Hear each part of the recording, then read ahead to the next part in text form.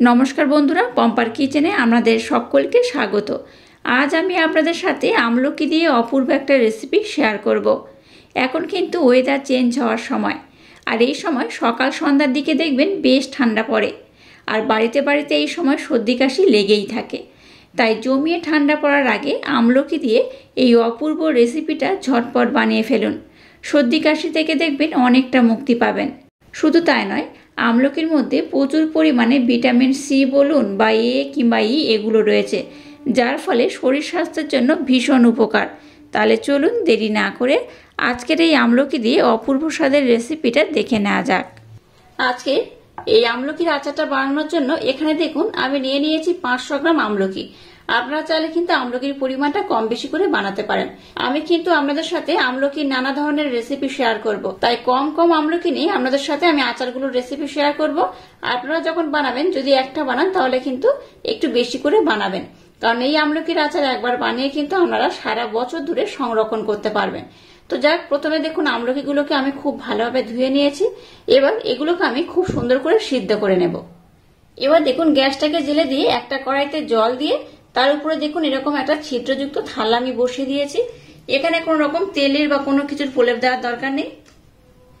এবার এই আমলকিগুলোকে এর মধ্যে আমি দিয়ে দেব। এর মধ্যে দিয়ে খুব সুন্দর করে এটাকে আমি ভাপিয়ে নেব।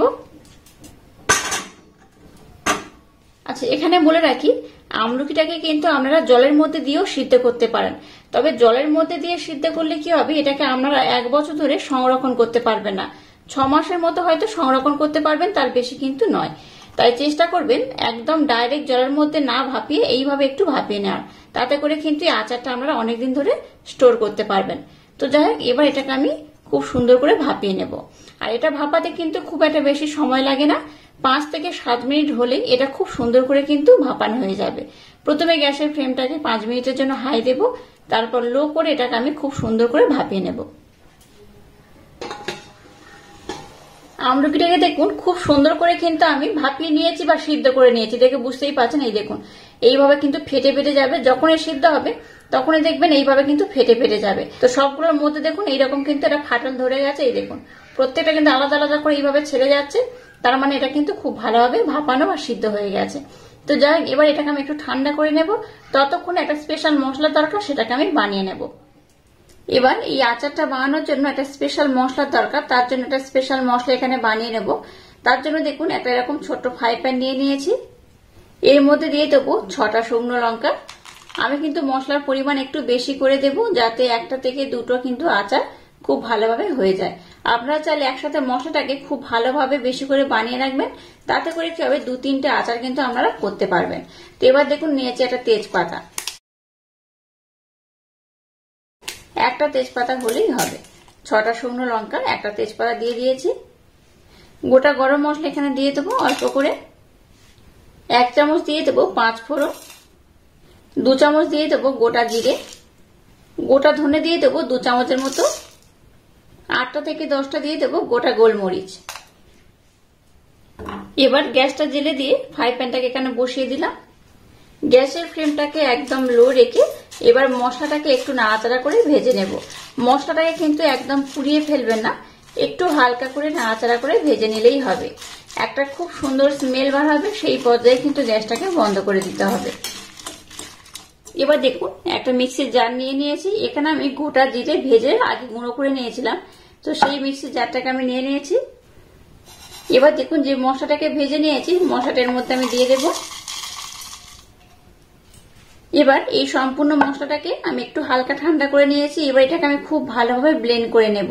খুব ভালোভাবে বলতে 80 থেকে 85% ব্লেন্ড করলে যেমন হয় ঠিক সেইভাবে, একদম কিন্তু মিহি করে ব্লেন্ড করবেন না। আচ্ছা, এখানে আমি আপনাদের একটা টিপস দিয়ে রাখি, যখন কোনো আচার বানাবেন তার জন্য যে স্পেশাল মশলা বানাতে হয়, সেই স্পেশাল মশলা কিন্তু একদম মিহি করে ব্লেন্ড করবেন না, একটু আদো আদো করে ব্লেন্ড করবেন। তাতে করে কি হবে, আচারের স্বাদটা কিন্তু দ্বিগুণ বেড়ে যাবে। এই তেজপাতাটাকে একটু আমি এইভাবে কুচো করে দেব। এবার এটাকে আমি একটু আদা আদা করে 80 থেকে 85% ব্লেন্ড করলে যেমন হয় সেইভাবে ব্লেন্ড করে নেব।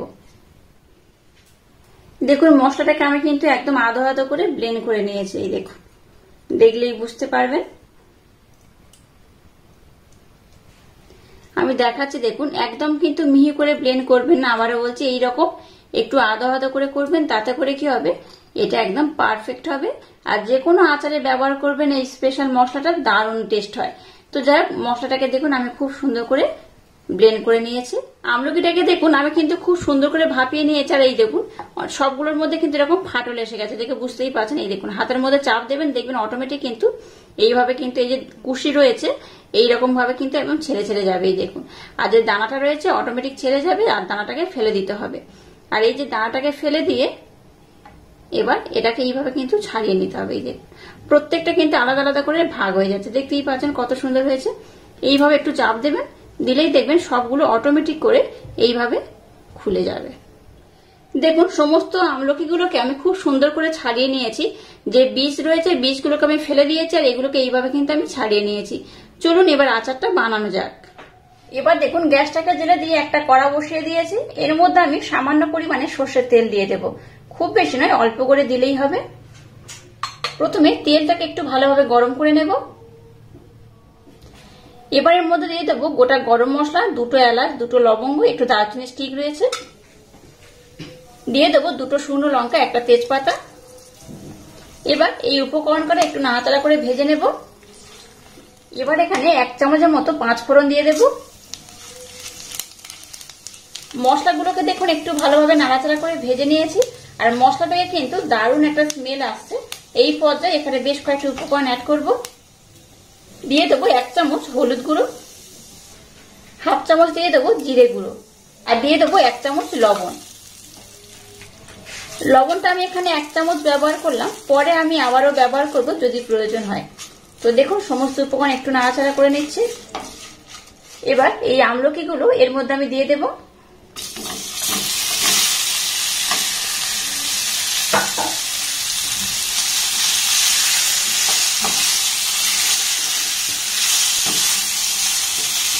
গ্যাসের ফ্লেমটাকে একদম লো রেখে এবার ঢাকা দিয়ে কন্টিনিউ নাড়াচাড়া করে এটাকে খুব সুন্দর করে কিন্তু কষে নিতে হবে। এটাকে যত ভালোভাবে কষে নেবেন আজকের আচার কিন্তু ততটাই পারফেক্ট হবে, অসাধারণ খেতে হবে। তো ঢাকা দিয়ে দিয়ে এটাকে আমি একটু ভালোভাবে প্রথমে রান্না করে নেব। কিছুক্ষণ ঢাকা দেবেন, আবার কিছুক্ষণ পর খুলে এইভাবে নাড়াচাড়া করে নেবেন। এইভাবে 4 থেকে 5 মিনিট একটু ভালোভাবে নাড়াচাড়া করে নিলেই হবে। গ্যাসের ফ্লেমটাকে একদম লো রেখে 2 থেকে 3 মিনিট সময় দিয়ে এটাকে আমি ঢাকা দিয়ে একবার খুলে একবার এইভাবে নাড়াচাড়া করে নিয়েছি। আর দেখুন এটা কিন্তু বেশ সুন্দরভাবে হয়েছে, আর কত সুন্দর কালার একটা হয়েছে দেখুন। এবার এখানে একটা উপকরণ আমি অ্যাড করব।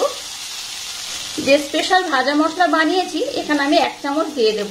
এটাকে কিন্তু পরেও ব্যবহার করতে হবে, এই পর্যায়ে আমি 1 চামচ ব্যবহার করে নেব। আবার এটাকে নাড়াচাড়া করে ঢাকা দিয়ে আরো 2 থেকে 3 মিনিট আমি খুব ভালোভাবে কষে নেব। গ্যাসের ফ্লেমটাকে একদম লো রেখে ঢাকা দিয়ে দিয়ে দেখুন এটাকে আমি খুব ভালোভাবে কষে নিয়েছি। দেখে বুঝতেই পারছেন কতটা মাখো মাখো হয়ে গেছে। এবার দেখুন এখানে নিয়েছি 300 গ্রাম আখের গুড়, এখানে রয়েছে 500 গ্রাম আমলকি। 500 আমলকির জন্য 300 কিন্তু গুড় ব্যবহার করতে হবে। তো আপনারা অন্যান্য গুড় ব্যবহার করলেও হবে, আমি এখানে আখের গুড় ব্যবহার করব। এখানে মোট 300 আখের গুড় আমি দিয়ে দেবো। আচ্ছা, আপনারা তাহলে কিন্তু এখানে চিনি দিয়েও এটাকে বানাতে পারেন, তবে আখের গুড় দিয়ে করলে এটা কিন্তু খেতে বেশি ভালো হয়। গুড়টাকে এর মধ্যে দিয়ে দিলাম। এবার গ্যাসের ফ্লেমটাকে আবারও একদম লো রেখে এটাকে খুব ভালোভাবে নাড়াচাড়া করে নেব। এটাকে কন্টিনিউ নাড়াচাড়া করতে করতে দেখবেন এই যে গুড়টা আমি ব্যবহার করেছি একদম কিন্তু মেল্ট হয়ে যাবে। আপনারা এখানে চিনি যদি ব্যবহার করেন চিনির পরিমাণটাও কিন্তু প্রায় একই রকম নিয়ে নেবেন। চেষ্টা করবেন যে কোনো আচার বানানোর জন্য গুড় ব্যবহার করার। গুড় দিয়ে আচার বানালে কি হয়, আচারের স্বাদটা দ্বিগুণ বেড়ে যায়, অসম্ভব সুন্দর খেতে লাগে। তো যাই হোক দেখুন এটাকে আমি কন্টিনিউ নাড়াচাড়া করতে করতে গুড়টা অনেকটা কিন্তু মেল্ট হয়ে গেছে। আবারও গ্যাসের ফ্লেমটাকে একদম লো রেখে এটাকে নাড়াচাড়া করে খুব সুন্দর করে বানিয়ে নেব। আচ্ছা, এখানে আরেকবার কিন্তু আমরা লবণের পরিমাণটা টেস্ট করে নেবেন। লবণটা যদি ঠিক না থাকে এই পর্যায়ে একটু লবণ দিয়ে দেবেন। তো এখানে আমি আরো বেশ কয়েকটা উপকরণ অ্যাড করব, তবে সেটা পরে। এটাকে প্রথমে আমি খুব ভালোভাবে কিন্তু একটু ফুটিয়ে নেব। গ্যাসের ফ্লেমটাকে লো করে ঢাকা দিয়ে আবারও আমি 2 থেকে 3 মিনিট একটু ফুটিয়ে নেব।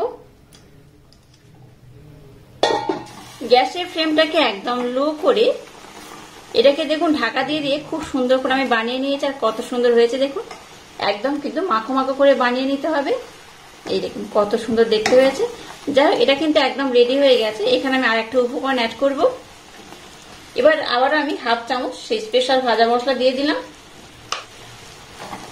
এটা দিয়ে আরেকবার একটু নাড়াচাড়া করে নেব। আপনারা চাইলে আর একটু মাখো মাখো করে বানাতে পারেন, তবে দরকার নেই। এইরকম থাকলে এটা যখন ঠান্ডা হবে দেখবেন আর একটু কিন্তু ঘন হয়ে যাবে। তো এটা কিন্তু একদম রেডি হয়ে গেছে। আর আমি কিন্তু লবণের পরিমাণটাও টেস্ট করে নিয়েছিলাম। এখানে আমি আর একটা উপকরণ করলে এটা একদম কমপ্লিট হয়ে যাবে। এবার দেখুন একদম শেষে অ্যাড করবো পাতিলেবুর রস। আমি এখানে অর্ধেক পাতিলেবু নিয়েছি। পাতিলেবুর রস একটু লাস্টে দিয়ে দেব। একদম শেষে যদি একটু পাতিলেবুর রস দেন তাহলে কিন্তু খুব ভালো হয়। এই পাতিলেবুর রসটা দিলে খেতে তো ভালো হয়। আর পাতিলেবুর রস অথবা যদি পাতিলেবুর রস না থাকে একটু ভিনিগার দিয়ে দেবেন। তাতে করে কি হবে, এটা অনেকদিন আপনারা সংরক্ষণ করতে পারবেন। তো যাই আচারটা একদম এবার রেডি হয়ে গেছে। এবার আমি গ্যাসটাকে বন্ধ করে আচারটাকে নামিয়ে নেব। দেখুন আচারটাকে রেডি করে নিয়েছি। এবার এই পাত্রের মধ্যে এটাকে সার্ভ করে নেব। এখন তো শীতের শুরু, আর এই শীতের সময় আমলকির আচার কিন্তু দারুণ খেতে লাগে। যাদের ঠান্ডা লাগার প্রবলেম রয়েছে, সর্দি কাশির প্রবলেম রয়েছে, তারা কিন্তু এই আচারটা অনায়াসেই খেতে পারে। আর এই আমলকির মধ্যে কিন্তু ভিটামিন সি ভরে ভরেই রয়েছে। এটা খেতে যেমন সুন্দর, এটা কিন্তু বেশ হেলদিও। তাই দেরি না করে ঝটপট আমার মতো এই আমলকির আচারটা বানিয়ে নিতে পারেন। এটা দেখতে যেমন সুন্দর, খেতে কিন্তু তেমনই অপূর্ব। আশা করছি আজকের এই একদম নতুন পদ্ধতিতে আমলকির আচারের রেসিপি আপনাদের ভীষণ ভালো লেগেছে। যদি আজকের এই আচারের রেসিপি আপনাদের ভালো লাগে তাহলে চ্যানেলটাকে লাইক, শেয়ার, কমেন্ট এবং সাবস্ক্রাইব করবেন। আর পাশে থাকা বেল আইকনটা প্রেস করে দেবেন। তাহলে টাটা, আবার দেখা হচ্ছে নতুন কোনো রেসিপি নিয়ে।